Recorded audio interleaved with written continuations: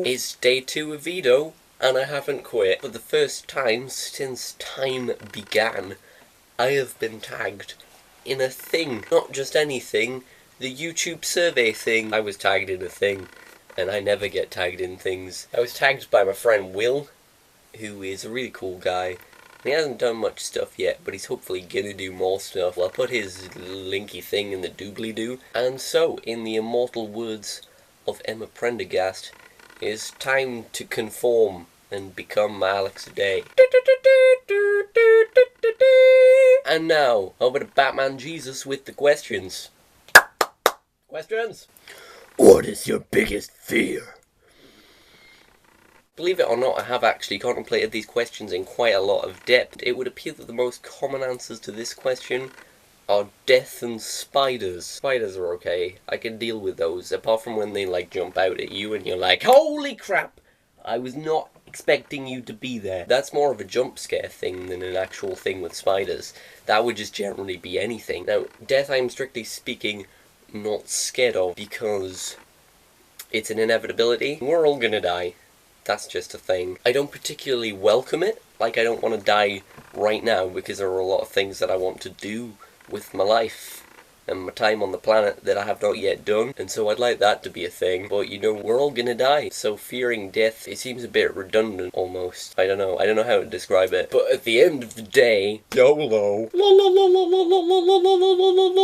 I wouldn't say either that I was afraid of dying alone, because technically we all die alone. What I would say that I fear about that is dying having not experienced love, if you will. That's always a thing that gets to me when people are like, hey guys, you only live one human life and then you die, so go and do all of the things that you want to do. What if one of those things is experiencing true love? You can't make that happen. It can be influenced, I guess, but you can't force that. So I can't go out and do all of the things that I want to do with my life, because that would be one of those things, and that is not a thing that I can feasibly make happen. Now, my actual answer to this question is somewhat influenced by Tomek's answer, and Tomek is a very, very wise and interesting person. I will also link him in the doobly-doo. Basically, he said that he is scared of being stuck in a dead-end job or something that he doesn't enjoy doing. That links back in with the previous point. I want to enjoy my life and experience things,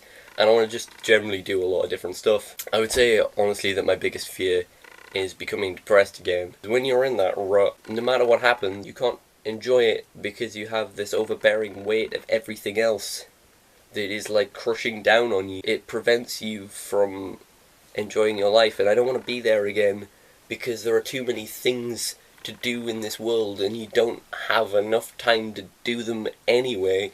Being too low to feel happiness is not somewhere I want to be, because there's too much stuff to do. Anyway, that got far deeper than I intended it to. Moving swiftly on.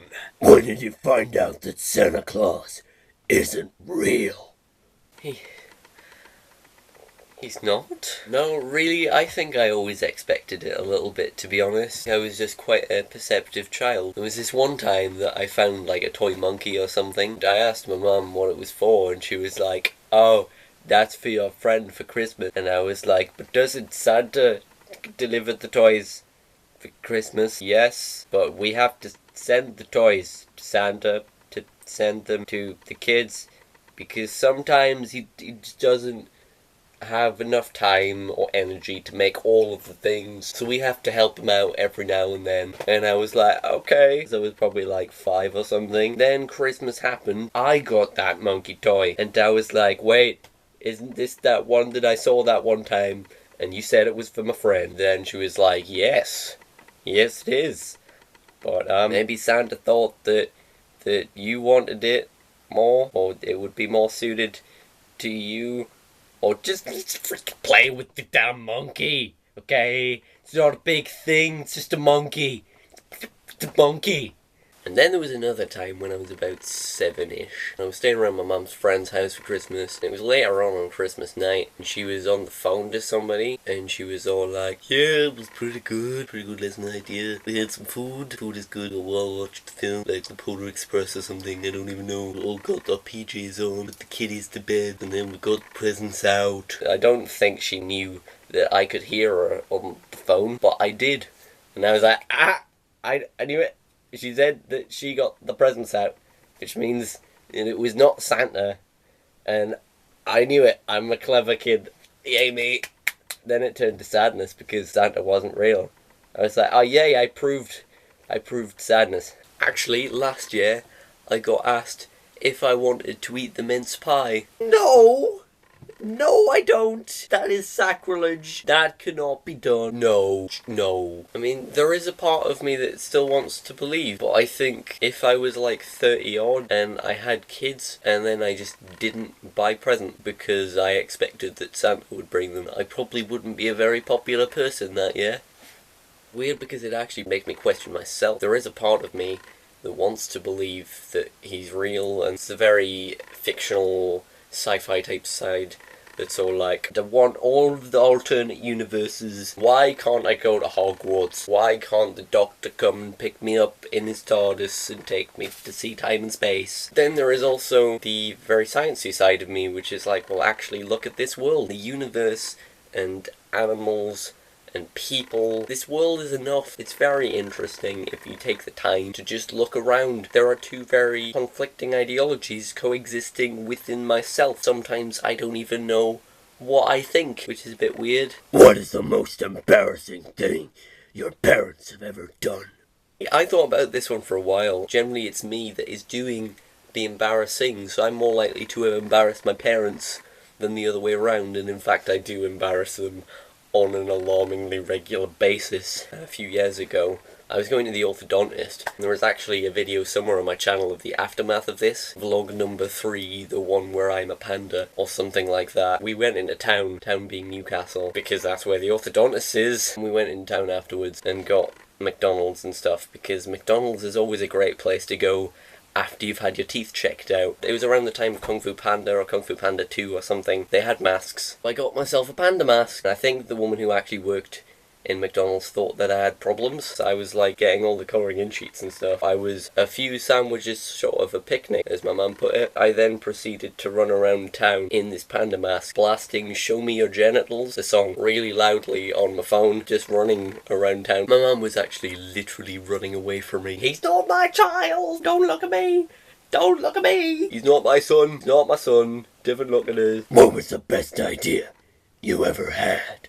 I did think about this, and I think that my best idea was not going to see Don Broco. Basically what it was a toss-up between going to see Don Broco or going to a London MC Army meetup. And basically I slept in, and my friends were like, okay, well we need to go, so we're gonna go without you and you can meet us there. And I decided against doing that. I just went to the meetup to see what it was like, and that was good. And that was probably one of the coolest things I ever did, because it was a really nice day and it's done a lot of things for me. It started making me happier. I just found people that I like and I like spending time with. And then a few meetups later, it just so happened that one of these meetups was happening at the same time as a YouTube meetup, which I did not know was happening. And I was like, there are YouTube meetups? That introduced me to new people. The ball started rolling from there. If that hadn't happened, I would never be where I am now. I would never know the things that I know now and the people that I know now. I've met so many wonderful people, and basically I'm really happy that I did that. If I hadn't, Batman Jesus wouldn't exist, all of the projects I'm working on wouldn't be a thing, and all of the friends that I talk to literally every day I wouldn't know exist, and it's just a wonderful thing, and I'm so glad that I made that decision. If you could only have one career for the rest of your life, what would it be, and why? Yep, good old Alex Day, screwing with the status quo. Most YouTubers tell people that they don't have to follow one set path in life, and that they can go off and do whatever the hell they want with their life, because that's how life works. You don't have to know what you want to do. Alex Day is saying no. No, you have one choice, and you have to do that for the rest of your life. What's it gonna be? I'm gonna say the same thing to Alex Day that I said to all of my career advisors, and to my parents, and to everyone else. I have no freaking idea. Does this count? Does YouTube count? Because YouTube to me is a broad thing. YouTube to me is filmmaking, possibly soon. It is music. It is vlogging and video editing, making friends, becoming part of a community. It is a lot of different things. That is all encompassed into one thing, because I always thought that to encompass all of the things that I wanted to do with my life, I would have to basically write a novel, direct, edit, write, and star in the film adaptation. I would have to do the soundtrack for it, and I would also have to develop the video game adaptation. But now I can just YouTube. Whilst YouTube itself may not be a career, although it can be in a sense, it gives me a platform to do all of the things that I want to do, because YouTube can literally be anything. It's just brilliant. So I want to do this because this is nice, and I'm in a good place right now, thanks to this. So those answers were probably longer and more in-depth than anybody wanted, needed, or cared about. But I did the thing, I did the survey now, and it's done. I just thought that I should really consider the answers rather than just saying the first thing that comes to my mind. I am done. I would like to tag people. I'm going to tag Jamie, because Jamie needs to make more videos. He needs to do a thing right now. I don't care if he doesn't want to do the survey. He needs to do a thing, because you cannot just get like over 1,000 subscribers in a very short amount of time and not actually make videos. That is not how this website works, Jamie. That is not how this works. I also tagged Clara, because Clara needs to do things. I don't know if she's already been tagged, but she can do it anyway. I'll put links to these people in the doobly-doo. Anyway, thanks for watching my VEDO. Happy 2nd of October, if I haven't already said that. And I probably love your face, and I will see you tomorrow.